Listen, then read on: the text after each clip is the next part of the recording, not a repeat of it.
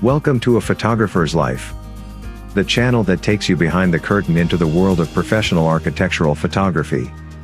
Join us now for an episode with one of America's premier architectural photographers. Today's broadcast comes from a recent interview with award-winning American architectural photographer, Sterling Stevens. Today's interview was conducted by AIAP Director Alan Blakely. We hope you enjoy the show. If you do, please let us know by liking this episode and subscribing to this channel. Now, on with the show. Okay, we'd like to welcome everyone to this interview with Sterling Stevens, a member of AIAP, an architectural photographer based in North Carolina with satellite office in San Antonio, Texas. So welcome, Sterling. I appreciate you taking time today. Yeah, thank you for having me. I appreciate it. I think where we'd like to start on this is just to kind of get an idea of how you got into this field to begin with, because that seems to be the jumping off point for a lot of people to understand why you do what you do and those kinds of things. So where did your interest in architecture per se begin, do you think? As a kid, I wanted to be an architect since I was 10. I always kind of had an artistic bent. So there was no question that I was going to go to architecture school, and that's exactly what I did. So when I was 18, I grew up in New Jersey. Okay. And I went to Texas A&M for my undergraduate. Worked in Houston for a firm. I took a gap year, worked at Page, and then came to North Carolina State to get my master's degree in architecture. So that's where that came from. And I practiced for, at least 10 years. Yeah. Really? Okay. Yeah. So you're a true architect. Yeah. So the funny thing is, I was actually in the middle of my taking my license. I never actually became registered. But I was in the middle of taking my license, and I quit to do this. Yes. Interesting. How did that diversion happen out of architecture? Very organically. I never had really real intent on ever becoming a photographer. I've always, in architecture school, you have all these opportunities to try different things as far as art and design. And I was very fortunate. I was on a full scholarship. So I took that opportunity to basically take as many classes as I could. Creative writing and graphic design and marketing, economics, and just kind of all these different things. And so I always had a variety of interests. And I took photography. It was a black and white film course, and won't pretend I was any good at it. It was pretty brutal. It was very expensive. When you're doing, when you're taking the studios, you're doing a lot of kind of photography on the side. You're taking pictures of the sites and the locations, and you're doing studies and things like that. And so there's always kind of a parallel kind of practical use of photography. And so in grad school, I would occasionally take the digital camera, and that's actually how I became kind of more in tune with photography. Like once the film went away, I didn't struggle so much with contact prints and getting dust everywhere. It was just kind of in my eyesight. It became a lot clearer for me, in all honesty. Like, it was just focused on, this is how everything kind of pieces together. Yeah. And so once that kind of, mental obstacle was out of the way, I really kind of went off with it. And I was making my way as a fine art photographer while I was practicing. So I was traveling a lot doing architecture. We had a satellite office in Georgia, and I managed that. And so I was driving and flying back and forth, and my boss, Ben Strahan, he was a painter. He bought a camera. He knew my interest. He was like, "Hey, I've got this SLR here. We don't have any new photographs of our projects. If you learn how to use this, take, And I was also doing like the website and the branding and a lot of business development as well. Yeah. So I was basically learning everything that I needed to do to eventually leave architecture, essentially. But it was a very good foundation. So while I was in Georgia, I was living in Athens, Georgia, and I was about 28, 29. And everybody's either 18 or they're retired, essentially. So I was very bored and joined a photography club. And, it was the first time I really kind of shown the photographs to like a discerning eye. Okay. And there were a lot of retired photographers. And so they looked at, what I was shooting. I think I've been, working with that SR maybe probably 3 or 4 months. And they said, "Hey, you've really got something here. You should enter like jury competitions. Okay. And so that's what I did. And I started winning right away. Wow. And so for the next about 3 or 4 years, I was probably in about 70 or 80 different juried shows. And eventually led up to having my own solo showing about 2008, 2009. And so I never had any real intent on being a professional photographer. I was just, going through architecture, and I had this new interest that really captured my imagination. I was doing it all the time. Okay. And probably people figured I was going to leave well before I did, in all honesty. And so, while I was practicing, I was also taking pictures. I look back, they're not very good at all. They kind of got my foot into taking pictures of buildings, essentially, and kind of learning, a little bit how that works. Eventually, contractor would hire me, and kind of one thing led to the next. I was doing a little bit on the side, and during the recession that kind of gutted everybody. The firm that I work for, they basically let everybody go, but they hired a couple more of us on just to, kind of a skeleton staff. And I was in the middle of my exams, and I was in this empty office, and I was like, I don't see why I'm here, essentially, and I just wanted to do photography. It really kind of, it became this new love and this passion, and it overrode architecture and design in and of itself. And so I had no real plan, and I just said, okay, I'm leaving the next day. And that's exactly what I did. So wow, that's brave. Wasn't the smartest decision, but it panned out. That's brave. Well, your work is amazing, and you obviously had an eye for this before you developed maybe the craft of photography for it. So I think hand in hand, I mean, if, I think any person who's in architectural design has the eye, even if, I'm sure you run into this as well. You talk to a potential firm and they have an intern who's doing the photography. Right. Yeah. It's just one of those things that, it's part of the design education, even if we're not necessarily doing the photography full time. So the eye's there, even if the technology and the know-how may not be. Mm-hmm. So did you ever work with another architectural photographer? No. Anything like that?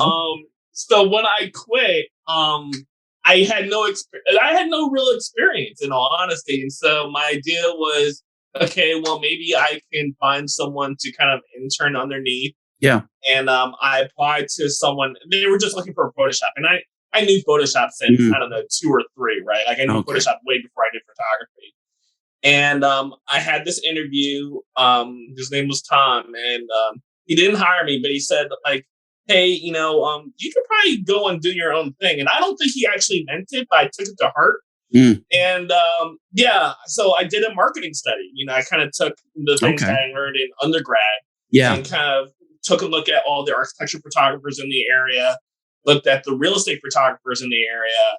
I was like, well, and at that time, the real estate market was pretty bad. I mean, the photography now is much better than what it was. And so I was like, well, I can't do what those guys can do in architecture photography, but I know I can do better than that, sort of thing. And so I actually started on the ground really kind of doing real estate photography because, at that time, even if the architects were looking at me, they couldn't afford it at that time. It was a down economy. So, there wasn't a lot of photography going on. But the real estate, I mean, if they're advertising, they're spending money on that. Right. And so I would go through like real estate magazines. I would contact all those companies. I got hired right away. And so that's basically what kind of kept me afloat. I still did contract work with architecture. So I won't pretend that I just kind of cold quit. I did go back and kind of work part-time for about 2 or 3 years until really the business was like, okay, I can just leave that alone and do this. So that's basically how it worked. And by the time that I had joined AIAP, 2012 was really the first time that any architects would start working with me. And I think my first couple assignments were parking decks, and then from there, things just, I mean, there's no real rational explanation. It just kind of went from one thing to the next, and then the next thing you know, I'm here. Interesting. Your route is a little unusual as far as the group goes. As far as AIAP, most people start out working for somebody else, learning from somebody else. Yeah. I think what you said about your education is interesting, because that seems to be a very common denominator among architectural photographers, is that they didn't focus on one particular career path in their undergrad. They tried to get a really broad education, and to me that seems to be part of the equation for success, is to have that understanding of marketing and design and all these other kinds of things. So you've got some sense about a broad spectrum of business things that help you to hone your craft as an architectural photographer. Yeah, and I was always interested in that, even as a kid. I was always kind of conniving of ways to make, like, my parents gave me $5. I try to figure a way to turn into 20. There you sort go. of thing. I was that kind of kid, and so my idea was eventually I would have my own architecture firm. I mean, there was no question that I was going to do my own thing. I just didn't know it was going to be photography. Okay. And so, I was very interested in, I did the design courses, but I tried to hang out with a lot of people outside of design school. Like, design school can be very insular and you're just around the same people. And so my rationale at the time was, well, these architects aren't going to be my clients. I'm going to hang out with other people. And then fast forward 20 years later, architects are my clients. But I went to the law school to take legal courses. All these, I took accounting, and I was looking at getting an MBA. And so I was always interested in the business side of things. And in all honesty, it's probably what kept me afloat those first couple of years, because I didn't have the experience or the capability really at that time to do it. And so, like, the business skills, in all honesty, and also, the new media. I mean, social media was still relatively fresh, 12 years ago. Yeah. And, the architecture photographers that I was going to eventually compete against didn't have any presence. They weren't doing any SEO. And my very first business, I taught myself how to do website design. And so that was my very first business in the 90s that helped put me through grad school. Oh, and so I already knew how to do all of those things. And so that in and of itself helped put me in front of other people who were willing to hire me. And then eventually the skills caught up, at a certain point. And they're still catching up. But that's kind of how I started out. And, I learned that you could be very talented and awful at business and get no clients. And at the same time, you could be really awful. But if you're great with business, you're personable, you're going to get somewhere, and that's just kind of how it works in any business. Yeah, that's so true. And, before you were in AIAP and during that recession time, we had a lot of attrition. There were a lot of really experienced and established architectural photographers that just kind of went away. I don't know what they ended up doing. And then there were also a lot like yourself who found an opportunity to jump in at that point and fill a gap that was there. But for those that were established, like you said, typically they didn't have a good website, and social media was not something they wanted to do. And they were still kind of hanging on to those film days. Yeah, and that's the thing that I learned, because I'm the generation where we had one foot. I started out drawing, but we also learned computers. At the same time. So I'm that generation that kind of straddles both. Now it's mostly kind of computers. But I remember, when I was doing job interviews after graduating, I was flying out to St. Louis to this firm, and they had 3 computers in the corner and just tables and, all the onion layering. And I'm talking, and this is 98, 97, 98. And I'm talking to the principal. And the principal's like, yeah, we just don't think this is the future. And I'm like, yeah, I'm not hanging around here. Yeah. It's just, technology always moves. people used to say, hey, how are you going to go onto this? The chalkboard is, the pencil. We argued about this all the time, and it always moves forward. I don't know why we still resist. Yeah, it still seems to be an argument, though. But yeah, you're right. We fight it, but then it ends up burying us if we don't go along. Yeah. So that's interesting. As far as building your skills as a photographer, Mm-hmm. what's been your resources that you've looked to for becoming a good photographer? Because you clearly are. Well, the funny thing is, there's resources now that there weren't before. True. I remember I Googled, okay, how do I do this? I don't remember exactly, how to be architectural photography. And they would always have the same 10 generic points, sort of thing, like shoot at these angles and shoot what, like, it wasn't informative, No. And so, what I did was mostly like trial and error and experience. Like, the thing with real estate photography, because honestly, this isn't to down real estate photography, but the threshold is low. It is. And so, I mean, in comparison to architectural photography. Right. And so taking the time, while it wasn't a lot of money, taking the time to go into these houses and these buildings to figure things out. I understood lighting. If you're an architect, you already understand lighting. So I'm basically trying to reverse engineer it, right? Sure. And I knew, based on my fine art, okay, I knew how to work the camera. Mm-hmm. I just didn't know how to, so I need a tripod. I need to set this up. I need a tilt shift lens. Yeah. I'm not going to afford that, sort of thing. And then how does lighting work? Can I just put on my pop-up flat? No, I can't do that. Oh, there's something called off-camera lighting. And so, so part of it is just trial and error and just a repetition of working when I didn't have a lot of resources. Because when I first started, I just had a camera and a couple lenses, right? Mm-hmm. But I also, and actually behind me, I have photography books. Like I have, there's a book called Light, Science, and Magic. And so I went through that and kind of taught myself kind of like a lot of things that commercial photographers understand, right? The thing that I learned is that, one of the things with fine art photography and, just being part of these photography clubs, everybody talks to each other. Sure. Like with architecture photography, this is one of the few times I'm actually talking to another architecture photographer, right? Like it's all a secret. Like we're all cooking the same stuff, but we and it's like a chef. We all cook it a little bit different, sort of thing. And so, I just kind of learned from the ground up, how this works. I started out with hot lighting, which was an awful, awful mistake.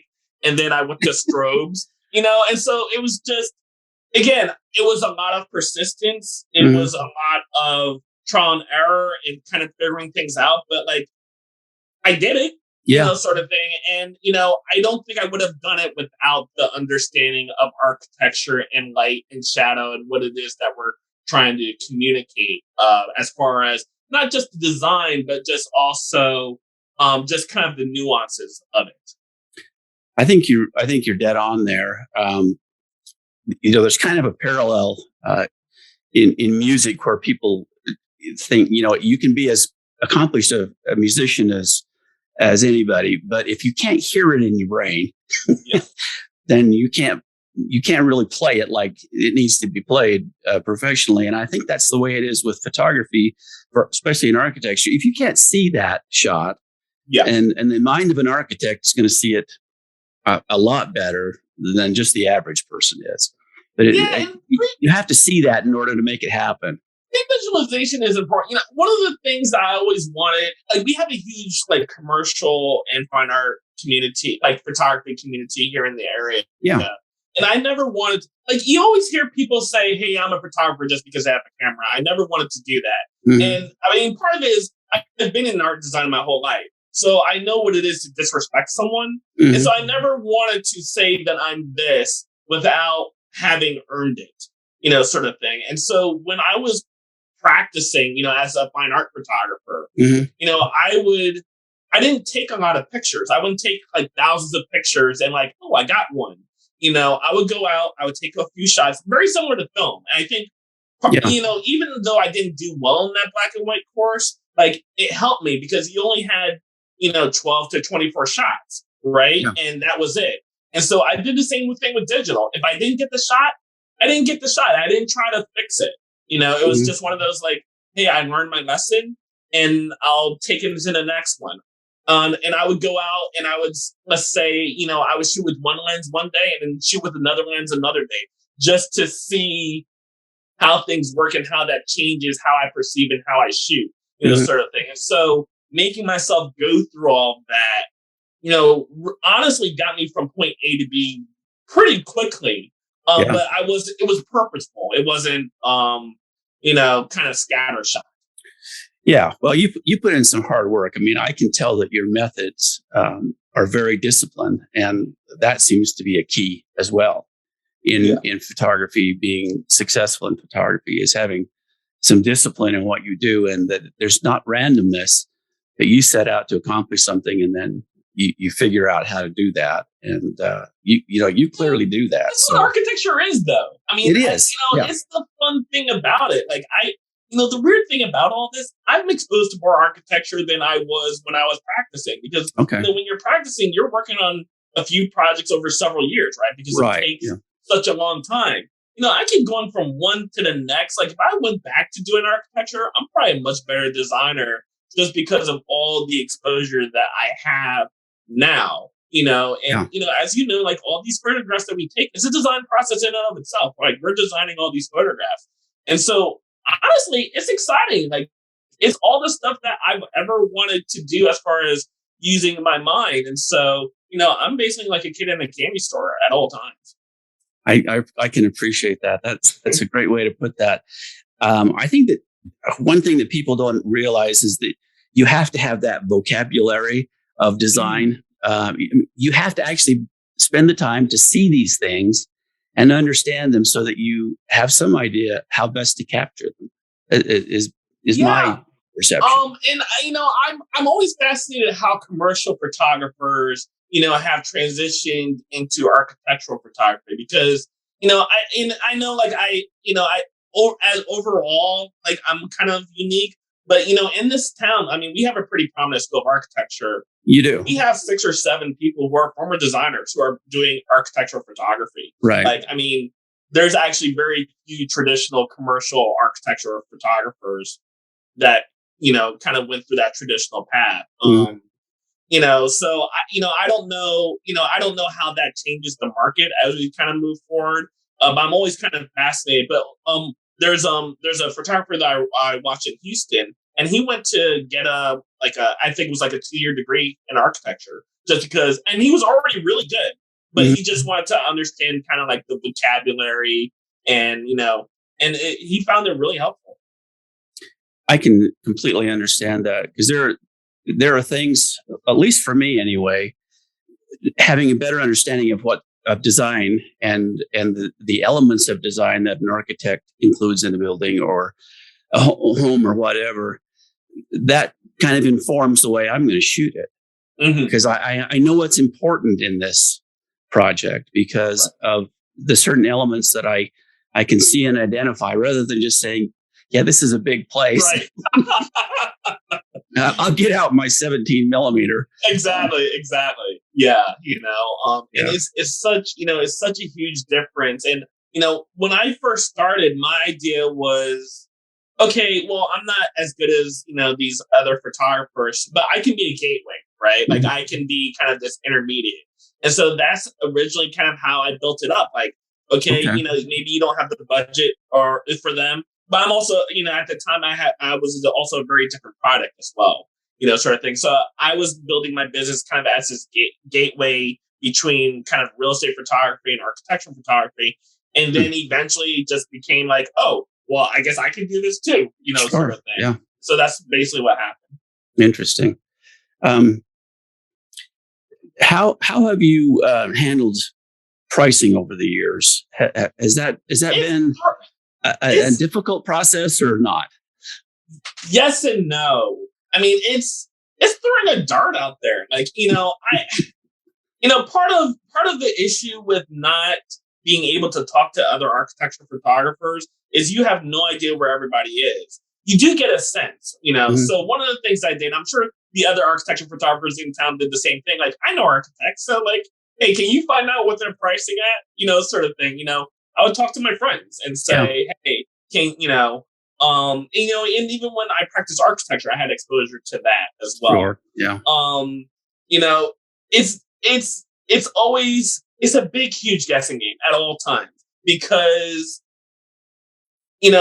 someone who if you're working with a top 200 firm, they're not doing the same thing as someone who is doing like spec houses, right? No. Like it's just a different product, and so you have all these different clients, and in my case, also different regions as well, right? Sure. So if I'm working in the Tennessee market, they have a completely different kind of pricing and competition and level of quality than it is in North Carolina, than it is in San Antonio.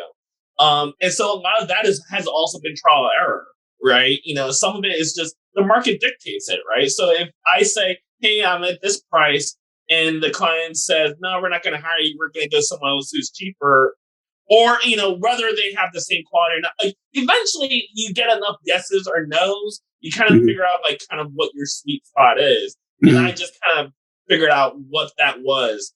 So my pricing, in all honesty, it varies depending on who I'm talking to and what the market is. Obviously the bigger companies, pay more.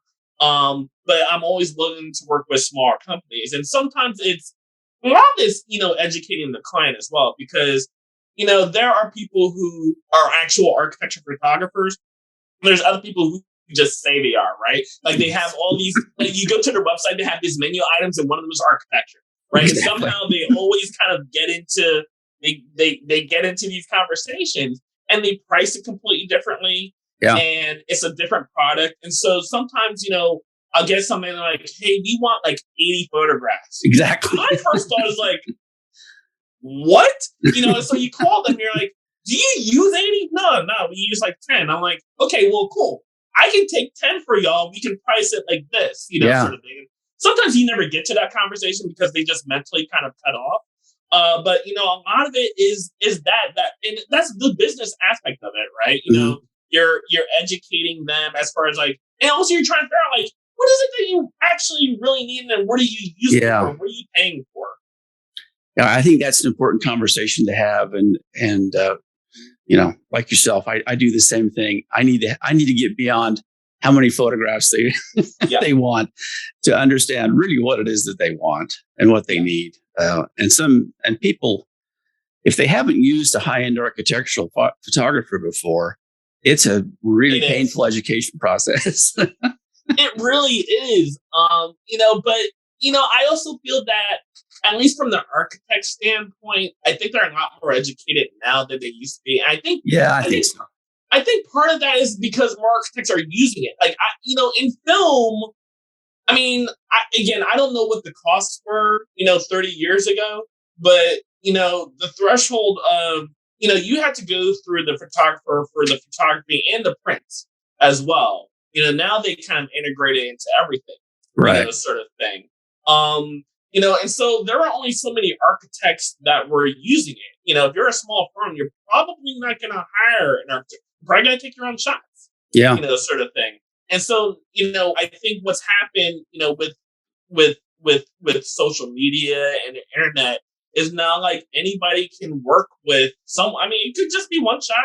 That's all, it could be a money shot of that's representing a project, but I think that has kind of opened the floodgates for us to work with more people, but at the same time, that scale of, how that fee is and what's being delivered also kind of changes. In all honesty, like it changes from week to week. Like I get something, I'm just like, okay, you go to their website and you look at, okay, you're like, okay, well, they've worked with architecture photographer, so I know I can speak in a certain way. Yeah. And then there's some like, okay, this is the first time they've ever spoken. How do I, and so every single one, kind of like every project, every single one, you kind of have to look at a little differently.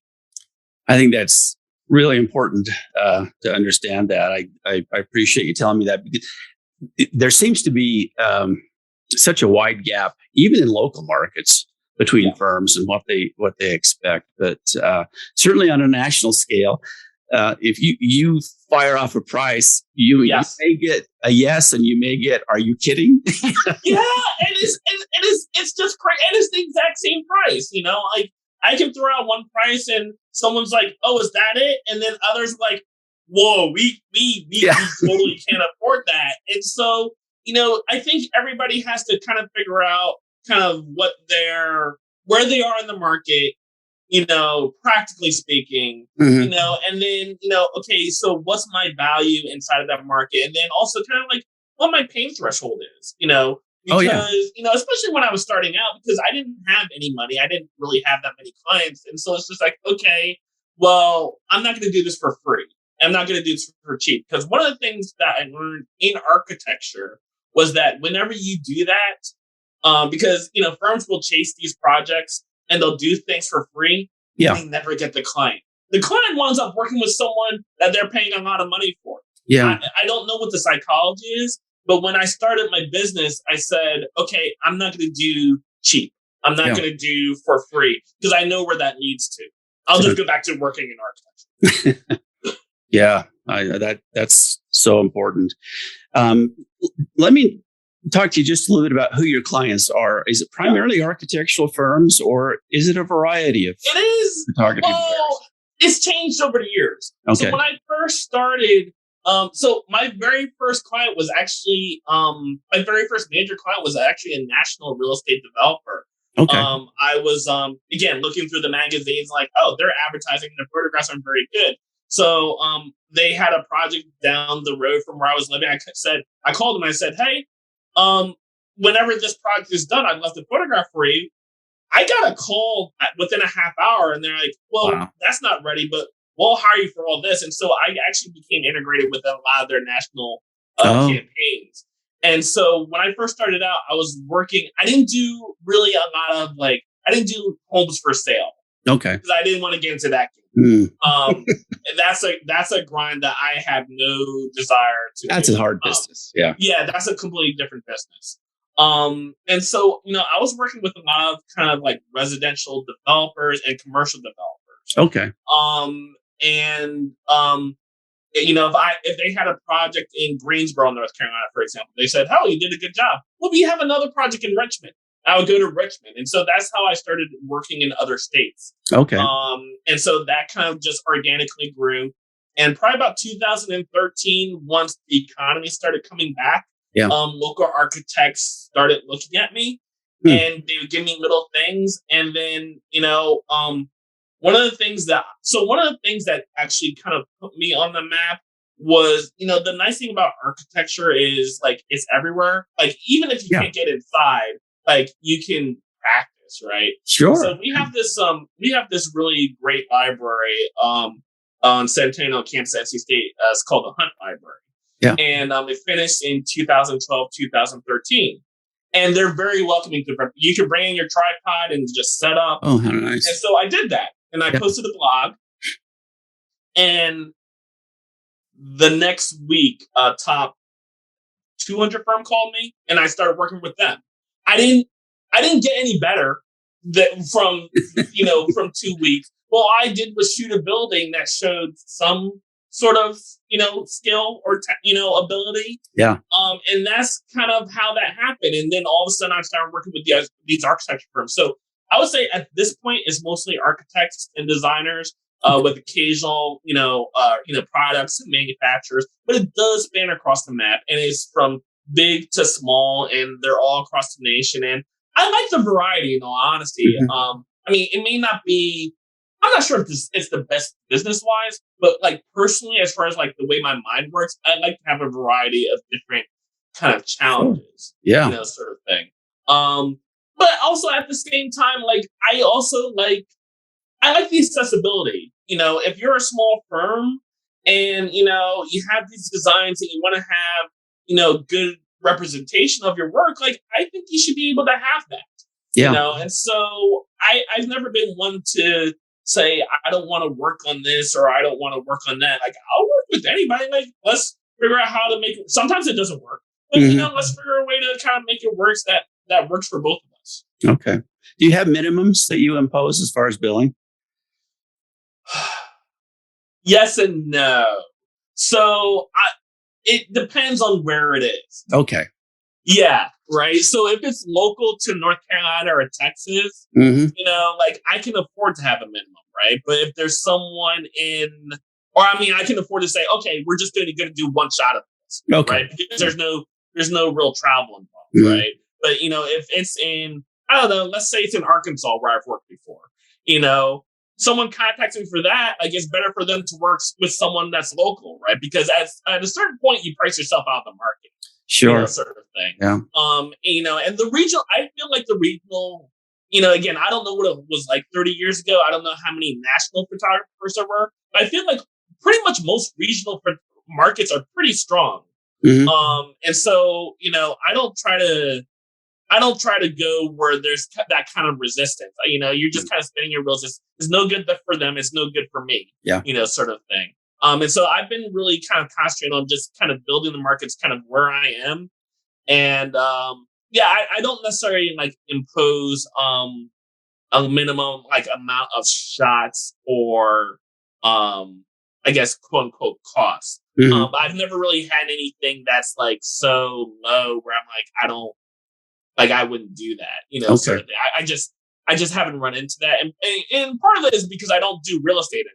Right. I did split my businesses into two because they are different markets. Okay. And so, now my business in and of itself really kind of caters to a higher end market. So you're not really running into a lot of that. Okay. All right.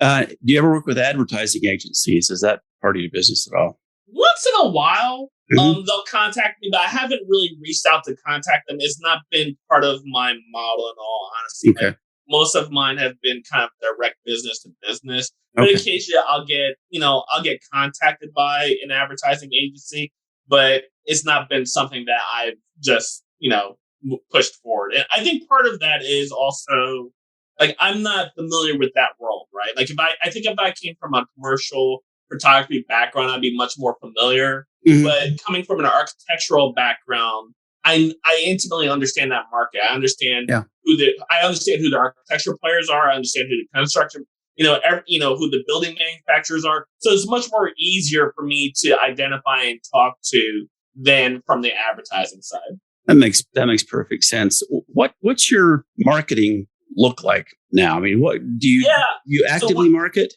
Yeah. Oh, yeah. So, Okay. So one of the biggest lessons I learned in architecture, and this is from my boss, and this was when we were doing really well. He was like,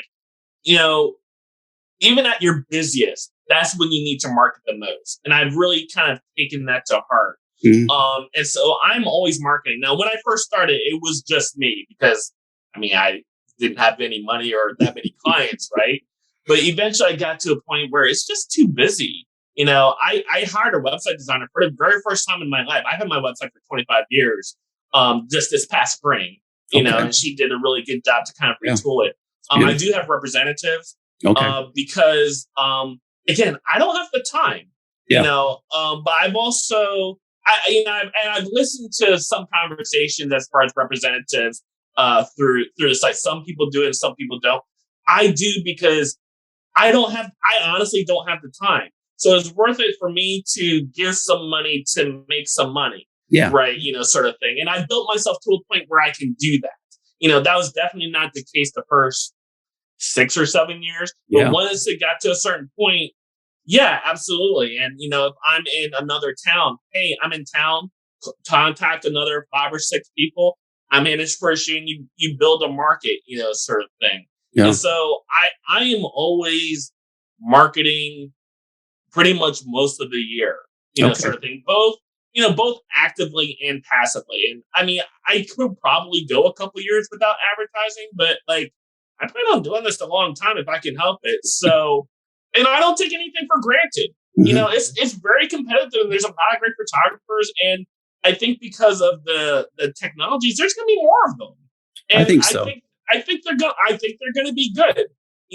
And so, it's worth it for me to, yes, get my skills up, but also build as big of a cushion as I can, because it is it's the most competitive thing I have ever really taken part of it. Like sometimes it gets pretty cutthroat. Yeah. But I don't think people realize just how small of a niche this is. It's a small and how many it's people are trying to compete for it. Yeah. And then some years it's very small. Yeah. Sort of thing. But every time, and I'm sure this was the case for me when I entered the market, every photographer goes in and packs the market. If you have 20 photographers in one state and another adds in, that's 5% of the market. If they develop it right, that's huge.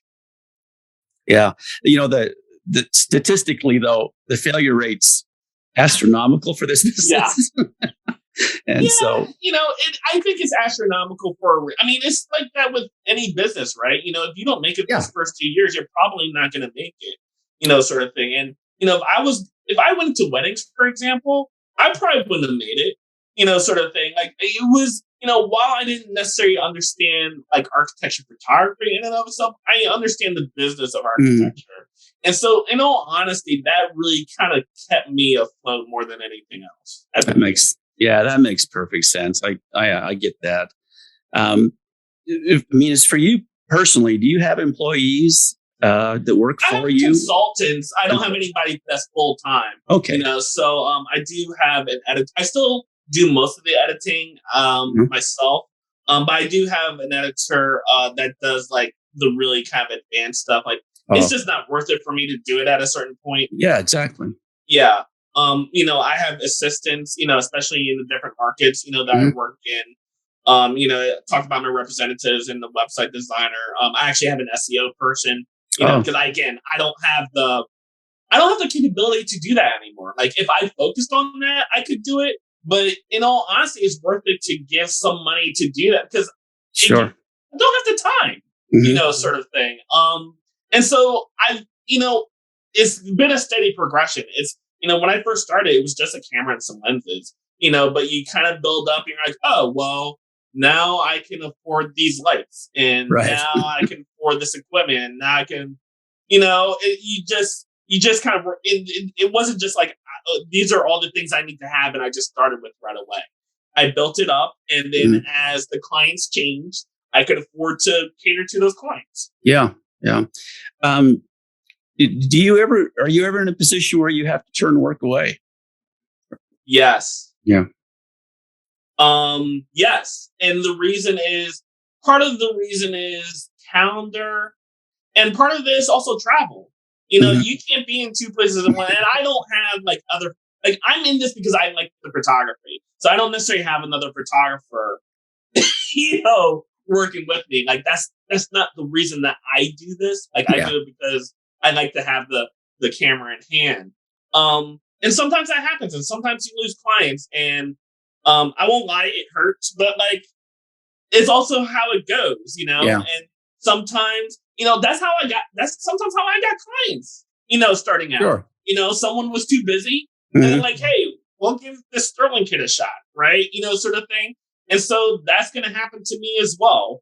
And so, I think as long as the business itself kind of goes in the correct trajectory, it'll start work itself out. You're going to lose clients once in a while. Like it's just how it goes. It is. But you can't panic because of that, Exactly. And, you let them know like, hey, I'm here, when you want to, or, maybe this, because sometimes, especially the ones who haven't worked architecture photographers, they'll say, hey, what are you doing in 2 weeks? It's like, I'm shooting in 2 weeks, sir. Yeah. Or what are you doing at the end of the week? Right. And so sometimes you have to say, I don't ever say no right away. It's just like, okay, well, do you need it right away? Sort of thing. Or is it for a competition? Is it like, what are you using it for? How are you using it?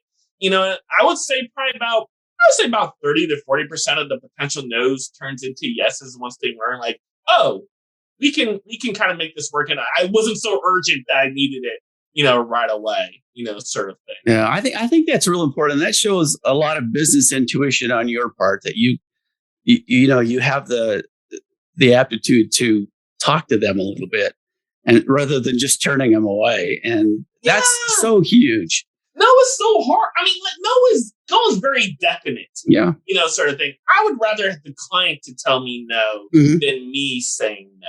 Yeah, exactly. That's not good for business. No, it doesn't make you the good guy in the situation at all. So yeah, that's interesting. Let's just touch on equipment a little bit. You mentioned that you use lighting on some of your stuff. Are you shooting a DSLR these days, or? I am. So I'm still shooting. And I will probably. So I'm using Canons 5D Mark IVs. It's been a love-hate relationship with Canon, in all honesty. I will probably eventually switch to Sony, just because they seem to be investing in like what it is that we do, in all honesty. So yeah, and variety of tilt shift lenses, strobe lighting, reflectors and all that, and so I tether with Cam Rangers. Okay. Yeah. So yeah, that's basically. I mean, I think it's pretty. I think I have pretty relatively standard equipment. That's pretty standard as far as the industry right now. Yeah. Yeah. The important thing is to be mobile. I didn't want to tether with a computer and a cart. Like, I still use a cart, but it's just easier to have the iPad and to have in your hands and to give it to the client. Like that. Sure. That's a huge selling point. When the client can actually touch, and there's a certain psychology to it when you give it to their hand rather than them looking at this computer that they can't touch. Like, it gives them some sort of ownership. Yeah. Well, that and saying, go ahead and walk through the shot, and if you need to move anything, do it. Yeah. It gets them engaged. They're part of the process. They're part of the buy-in. You know, and again, these are all things that we do as architects too. Like, we're doing that with our clients. And so when you're doing it with the architect, they're used to doing it. They're just maybe not used to being on the other side of it. Yeah, that makes sense.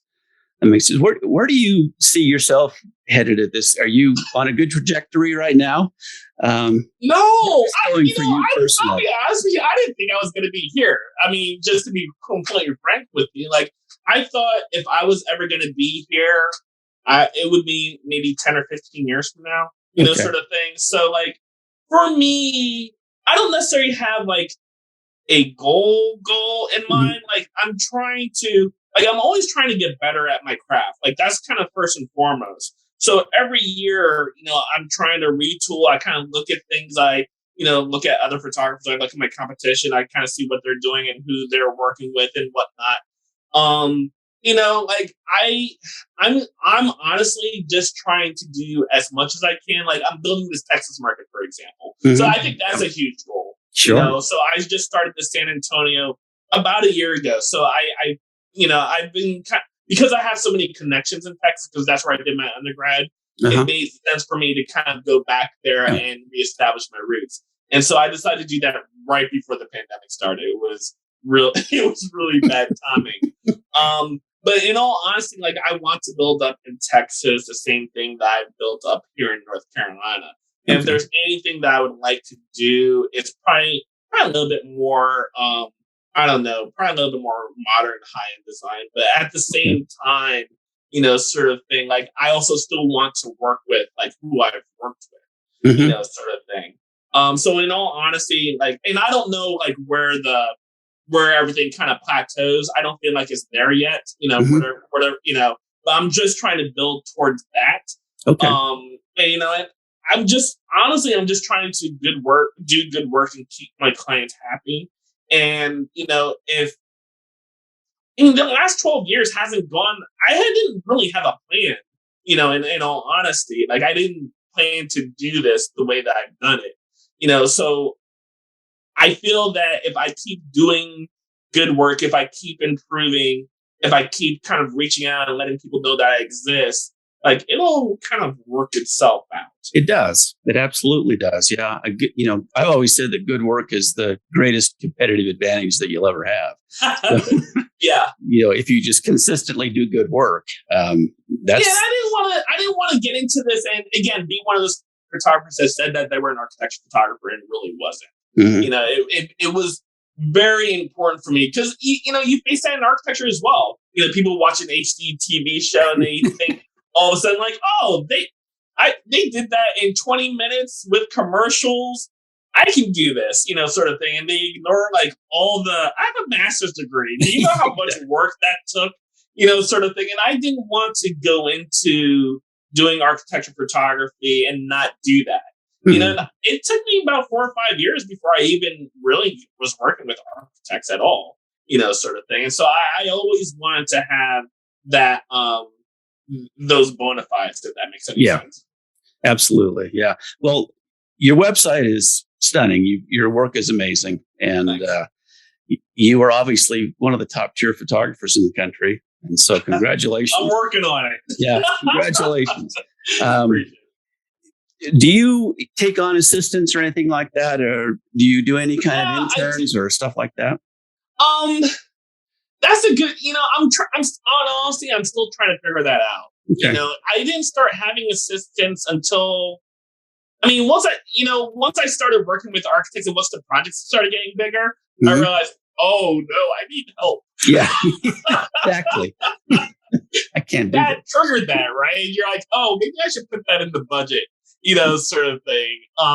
And so, you know, I do have assistants here in North Carolina, in Nashville, and in San Antonio. Some are commercial photographers in their own rights. Some of them kind of either do it on the side. Some of them are actually architects. And architecture interns. There's a couple that I work with in San Antonio. Young architecture interns, very talented women. If they wanted to do it, they really could if they've got the interest. So, you know, anytime that I have someone who is younger, you know, I actually explain to them like, hey, I don't just say, hey, put this up and put this like this. I'll actually explain, hey, we're positioning it like this because we're doing this. We're putting the light settings, you know. So I'll do that if they have that interest. And that's honestly, that's a huge goal of mine because like, you know, I think one of the things, you know, like I don't have children. So like, this is it for me, you know? And so, you know, I'd like to have, and, you know, I didn't start this until my 30s, you know? So like whatever my trajectory of my career, like there is a ceiling, you know? And so for me, you know, whoever comes after me, their potential is so much higher than mine. And if I can help kind of facilitate that, like I'm always invigorated by like these younger, like, cause like they're in a different, like they communicate in a different way, right? They didn't draw, I mean, they might have, but like they didn't necessarily have the traditional tools that you and I use, right? You know, and as a result, the results are going to be different as far as, you know, how they communicate. And so like, I'm excited to see like what these kids wind up doing, in all honesty, like, and you know, if I can kind of help facilitate that, like I'm happy to do so. Like, it's not necessarily like competition for me in that sort of sense. Like it's a real investment. So, more of a mentorship. If you know, going through the trajectory that you've had into architectural photography, if you were advising somebody who wanted to get into this business, is there a route that you think works best? No, you know, so one of the funny things was, so when I was in grad school, I was actually looking to leave architecture because I was so interested in photography. And I was looking at Brooks and I was like, oh my God, I'm already in so much debt with grad school. Why would I go to, you know, and like a lot of these schools don't exist, you know, and what's I think what's dramatically changed is how people learn about photography. Like you can, you know, and not to say it didn't exist before, right? Like, I mean, you know, there's these books here, and like, I think one of these books is 20th century photography. I would swear like a third of them didn't learn photography through traditional school and traditional methods, right? Yeah. You know, sort of thing. And so I think if anything, with digital photography and the way that, you know, internet and everything, like you can kind of pick those things up. So I think the two things that I would say is, I think the craft is really important. Like architecture has a craft to it. Yes. Sort of thing. And one of the major differences from real estate photography to architecture, like real estate doesn't necessarily focus on the real kind of craft and the nuances of architecture. I think that's incredibly important. Like you just can't set up a wide angle lens and, have to distort on the sides and things like that. Like it's not about getting the cool shot either. Like you can have a cool shot and it won't tell you anything. It won't give you any information at all, That's sort true. of thing. And so, I come, the way that I've always gotten my influences from the outside, even with architecture. Like I look at painters and I looked at sculptors and, I looked at musicians. Like I looked at so many things kind of outside of architecture. Like it was very important for me to be well-rounded with everything. Yeah. And I think that I bring all those kind of influences into my work. So it's kind of the combination of art design. So I would say, do the things that meet your own style, because you and I have both a very kind of bright style of architecture photography. Like you may be actually the only one that might actually be a tad brighter than mine, in all honesty. Like everybody has their own certain style, sort of thing. And I think that's kind of, very important. So, I think kind of, learning, having these different influences, learning the, photography, kind of your style and your way, learning the business aspect is incredibly important. Oh, yeah. But again, like those are things like you can go to a community college for a year and pick that up. Absolutely. It's not terribly difficult. Like I think a lot of these things are not terribly difficult to pick up. You just have to go out and do it. Like it's a lot of work, and I've sacrificed a lot of things to do this, sort of thing. I've given up so many other things just to be able to do this. I think that's one of the things you have to realize. Like there's a lot of patience, there's a lot of persistence. But in order to be even halfway successful, like you have to keep doing, you have to be very focused on it. Otherwise, you're going to lose track. You're not going to be very good at it, in all honesty. Yeah, you've made some really important points, and I could not disagree, or I could not agree more with you. I don't disagree in any way. I agree completely. Yeah. Yeah, that's. I think you also have to love it. Like I don't. You do. I just when people think one of the things that I guess is unfortunate is because people saw that I had quit and become a photographer. People were like, "Oh, well, that's all you have to do, right?" Sort of thing. And so people are like, "Hey, how did you do it? I want to do it." I'm like, "Well, why?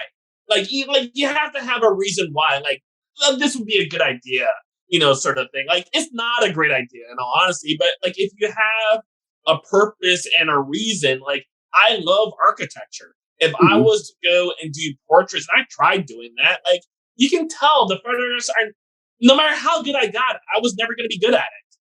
I'm not invested in that. Exactly. Yeah. You really have to be truly interested in doing it and not doing it just because you're making some money. Well said. I appreciate that. We're going to wrap up here, Sterling. Okay, I appreciate the time that you've given us today. Yeah, thanks for having me. Appreciate it. This has been a super informative interview with you. And I'm sure that the people watching this on YouTube or listening on the podcast will find this incredibly informative. I think there's a few surprises in here for people.